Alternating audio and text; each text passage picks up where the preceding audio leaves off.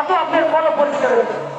জিকির করতে ভালো লাগবে, রোজা রাখতে ভালো লাগবে, টুপি মাথায় দিলে ভালো লাগবে, দাঁড়িয়ে রাখতে ভালো লাগবে, সব জায়গায় শান্তি লাগবে। সকাল বিকাল 2 টাইম জিকির থাকবে না। আমি 24 ঘন্টা জিকিরে থাকি। আমি আলিম না, কিন্তু আল্লাহ আমার এই যোগ্যতা দান করছে। আমি আজকে 15-16 বছর ধরে চর্মনায় 24 ঘন্টা আমি জিকিরে থাকি। তো এই জিকির যত বেশি করবেন অত কলব পরিষ্কার হইবে, আপনি জান্নাতি হয়ে যাবেন।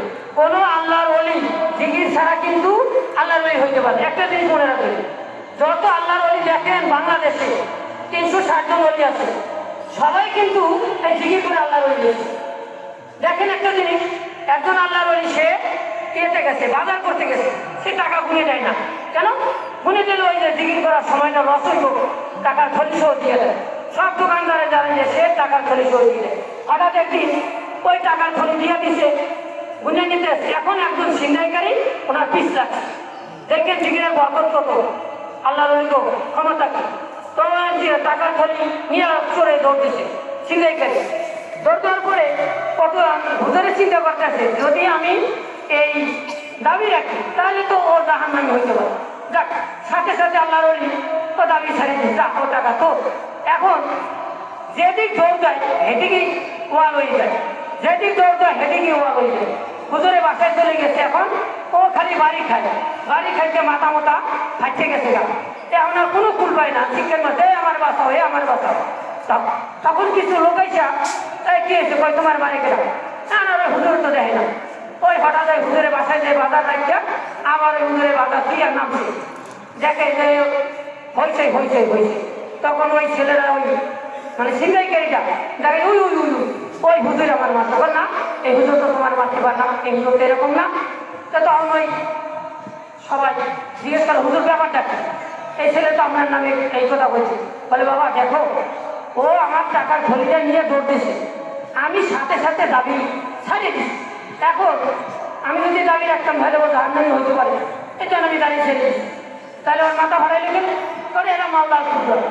এই যে আল্লাহর ওলিদের সাথে বেয়াদবি করছে, আল্লাহর সাথে সাথে বিচারটা দেখাই দিচ্ছে। তো এখানে যারা বসা আছে, আল্লাহর হচ্ছে নামাজ তো পড়বেনই বা করতে, কোনো কারণে এক ওয়াক্ত নামাজ ছাড়া যাইব না। নামাজ এমন একটা জিনিস, এটাই নামাজ হলো ভেস্তে চাবি। আপনি ভেস্তে যাওয়ার একমাত্র মূল চাবিকাঠি হইল নামাজ। আপনি বাজারে গেছেন, যেখানে আপনি বাজারে গেছেন আশপাশে মসজিদ আছে, আপনি পোশাক পায়খানা পেশাব ক্লিয়ার থাকবেন, আপনি ওইখানে মসজিদে নামাজ পড়বেন। দুনিয়াতে পয়সা আপনি যত মসজিদে নামাজ পড়বেন অত মসজিদে আপনার কিয়ামতের দিন শাস্তি দিবেন। আপনি হালকাতে গেছেন, এখন আওয়ার সময় নেই, কি করবেন? পানির মধ্যে খাড়াইয়া নামাজ পড়বেন। পানির মধ্যে খাড়াই নামাজ পড়লে চোখে যে খায়, আল্লাহ বলে, হে ফেরেশতা, আমার বান্দা যে আমারে খুশি করে লেগিয়া এই পানির মধ্যে খাড়াইয়া নামাজ পড়তে আছে আর নিজে যে চোখে খাইতে আছে, এটা দিয়ে বলে আল্লাহটা তোমার আছে। তাহলে ও যে জামাতে করলে যে সব পাইব, এই সবটা ওরা আমল নামাই দিয়ে। ঘরের মধ্যে 1 নম্বরে টিভিতেও রাখবেন। টিভি আপনার টাকা দিয়ে কিনে দিয়েছেন, আর যে নায়ক নায়িকার ছবিগুলো নাচানাচি হইতেছে, আপনার ছেলে দেয়, মেয়ে দেয়, বউ দেয়, আত্মীয় স্বজন দেয়, এই গুণার বাকিটা কিন্তু আপনি আছেন। আল্লাহ হচ্ছে টিভি থাকে ব্যবহার হলে আপনি কিছু নিতে পারবেন না। আপনার 10টা বাড়ি আছে, আপনি কিন্তু কিছু নিতে পারবেন না। মরবার গেলে আপনার খালি হাতে যাওয়া লাগবে। অনেক মানুষ আছে দেখা যায় গাড়ি রাখে না, মসজিদের নামাজ পড়ে ঠিকই দাঁড়িয়ে একটা জিনিস শেষ করে দেয়। বাবা, তুমি যদি নবীর সুপারিশ পাইতে চাও তাহলে তোমার টুপি লাগবে, দাড়ি লাগবে, লম্বা জামা লাগবে, সুন্নতি লেভেলে চলা লাগবে। তুমি একটা জিনিস নিয়ে খাইলে কামড় না। নবী যে জিনিস করছে এইটা তোমার করা লাগবে, নবী যেটা করে নাই এটা তুমি করতে পারবা না। এটা হলো একটা পাক্কা কথা। নামাজ আপনি তুবানে পড়িয়ে গেছেন, তুবানে পড়িয়ে আপনার পরাণ যাইতে আছে পানি খাইয়ে খাইয়ে, এই অবস্থায় আপনার নামাজের আইয়া করা লাগবে, নিয়ত করা লাগবে। নামাজে এত জরুরি। যেখানে গেছেন, আপনি জেলখানায় গেছেন, আমি একবারে জেলখানায় যেয়ে নামাজ পড়ছি, যে কোনো কারণে আমার ধরে নিচ্ছি, এই আমার নামাজ বাধ্য হতে গেল। আমি ওই সবাই বললাম আমি নামাজ পড়বো, বাজারে তোমার বাড়ি দিয়ে অন্য করে নামাজ পড়বো। মুরব্বী বাবারা যারা আছে বেশিরভাগ দেখা যায় 4 জন মিলে এই লোক করছে, এই লোক এটি করবে। আপনার আমি দরকার কি? আপনি আইতেছেন কাজ নেই, পোলারে মাইয়ারে গরুরে ছাগলে এটি ছাড়িয়ে দেবে। দুনিয়াতে আপনি যে আসেন আপনি চলে যেতে। আমার দুইটা ছেলে, একটা ছেলে মাওলানা পড়ে, একটা ছোট, এটারও মাদ্রাসায় মানে এখনো পড়াশোনা ধরে। এরপর আমি 15 বছর ধরে যা ঘুমাইছি, বর্তমানে এই চান্দখালি বাজারে 1 কোটি টাকা দামের একটা জমিনে আমি অ্যাকাউন্ট দিয়ে রাখছি। কারণ কি? আমি কিচ্ছু নিতে পারবো না। আমার বাড়িতে ছোট্ট একটা ঘরে, ছোট একটা ঘর, আমি ইচ্ছে করলে একটু সাথও দিতে পারি। আমি কি, আমি তো মরবার গেলে আমি খালি যাবো। দুনিয়াতে সবথেকে দামি কাজ হইল মাদ্রাসা, আল্লাহ কোরআনে ধরবে। একটা জিনিস সবসময় মনে রাখবেন বাবা, কিভাবে মামলারে রাজি করা যায়। তেল ভাঙ্গা মন লাগবে। একজন আল্লাহ মানে 30,000 হাদিসের আলেম, মানে তার নিজের অহংকার, একদম অহংকার থাকতে পারবে। এই অহংকারের কারণে সে আল্লাহর ওলি এখন জাহান্নামে যাইবে। তো একজন আল্লাহর ওলির কাছে যাইতে চাইছে, সে আল্লাহর ওলি উজু অবস্থায় বারে বারে পানি আসে, উজু অবস্থায় বারে বারে পানি আসে। কেন? ও জাহান্নামে যাইবে ইমান হারা হইয়া। তো এই সময় আল্লাহর ওলি বলছে, হে ফখরুদ্দিন রাজি, তুই বল বিনা দলিলে আল্লাহ আছে। আরে জিজ্ঞেস করতে আছে শয়তান যে আল্লাহ কইছে, আল্লাহ কইছে। তো ওনার কাছে যাইতে হয়েছিল, এই মহব্বতের কারণে উনি বলছে, হে ফখরুদ্দিন রাজি, তুই বল বিনা দলিলে আল্লাহ। সব সময় মাওলা কিভাবে রাজি হয়? নবীন দলিলটা আল্লাহ আল্লাহ করা লাগবে। যদি না করতে পারেন কামাই নেই। নামাজ পড়তে খারাইছে, অনেকে দেওয়া যাবে, এ নামাজ শেষ নয়তো নয়তো, এ গরুটা গেলে গরুটা গেলে, আরে কামাই দেবে। নামাজ যদি খারাইবেন, দেখবেন আমি না দেখি, আমি মাওলার সামনে খারাই।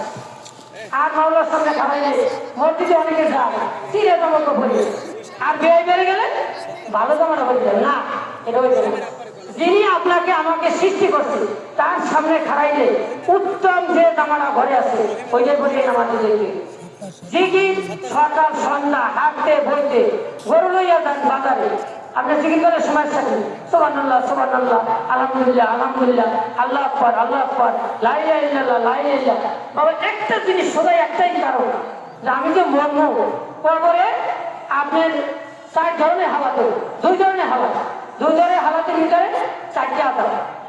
একটা হইল কবরে এমন মামলা মাটিতে চাপ দিবে, এক পাশে খেসা আর এক পাশে কটকট করে ঢুকে দেবে, একটা সাদা দেখতে সবচেয়ে মানে সহ্য করার মতো কেউ সম্ভব না। 99টা সাপ হইয়া বোঝাইয়া যাবে আপনার আমার কবর। এরপরে আগুনে বোঝাই হয়ে যাবে, ধাউ ধাউ ধাউ ধাউ করে আগুন জ্বলবে। এর পরে 3টা অন্ধ ফেরেশতাই বাইরে, বাইরে কিচ্ছু থাকবে না, কিন্তু রোজ যাইতে হবে। এই 4টে সাজা, একটা সাজা সহ্য করার মতো আছে? কিভাবে আল্লাহরে খুশি করবে? ভালো লাগে না, কষ্ট হয়, বইয়ে নামাজ পড়ে, নামাজ পড়লে শরীরে ব্যথা পরে পরিমাণ করবো। একক তো নামাজ কায়দা করলে 2 লক্ষ 80 বছর যাবে, তাহলে বেশি দেখবে আরে পড়বে আর গরুরে বাঁধল ডাকটুকু আনলে পড়মান সময় তো আসে না। ওই ধানের আনা হালাইয়া কুলাইবে এই পথে, একটা গামছা যদি লাগে থাকে, আপনি যে কুলাইবে নামাজ পড়তেন, আল্লাহ আপনার জামাতে সব দিবে। আল্লাহ বাংলা নেন, আল্লাহ আমি গরিব মানুষ, মদিনে যাই পারলাম না, আল্লাহ আমি হেঁটেই বললাম, তোমার মনে যাচ্ছে তুমি করে। তাহলে আল্লাহ কি কয়, আমার বান্দা কি করলো? আল্লাহ তোমার খুশি করার লাগিয়া এই কোলাই বইয়ে নামাজ পড়ছে, কেন বলতেছে মদিনে যাইতে না আফসুস। আমার বান্দাতে আফসুস করছে, ওইটা আমার কাছে ভালো লাগছে, যা ও মদিনে নামাজ পড়লে যে সব ওই করে নিয়ে গেল। এই যে রোজার মাস আইছে, ম্যাক্সিমাম লোককে আমি গ্যারান্টি দিয়ে বলতে পারতাম, রোজা 10 ঘন্টা থাকলে আর লাগে না, আর লাগে না, অত নামাজ লাগে না, অত দাড়ি লাগে না, অত টুপি লাগে না। না না, হাদিস কোরআনে যা আছে ওইটাই মানা লাগে। ওইটা মানিয়ে যে কবরে যাইতে পারবে হে জান্নাতে। আমি কিন্তু আলেন না, আমি চরমনায় যাই আজকে 15 বছর, কিন্তু আমি একটা জিনিস বুঝছি যে আমার মাওলারে যদি আমি রাজি খুশি করিয়া না যাই, তাই কবরের বাড়িতে গুজর বাড়িতে আমার কাছে ওই যে বললাম 99টা সাপ ফজরের কালে ইয়ে শুরু করবে, এই বেনমাজি তুই ফজরের নামাজ কেন পড়লি না? ও 10 মিনিট বাবা কামড়াই বুঝছেন বাবারা, অল্প বয়নি সবকিছু 10 মিনিট বাবা কামড় দেবে, একটা কামড় দিলে 40 দিনে যন্ত্রণা যায় না। আর এই দুনিয়ার বাবা পারতাম না, এটা এত বড় সাপ আপনারা আমার সেকেন্ডের ভিতরে কিনলে খাই দেবে। এই ছেলেটা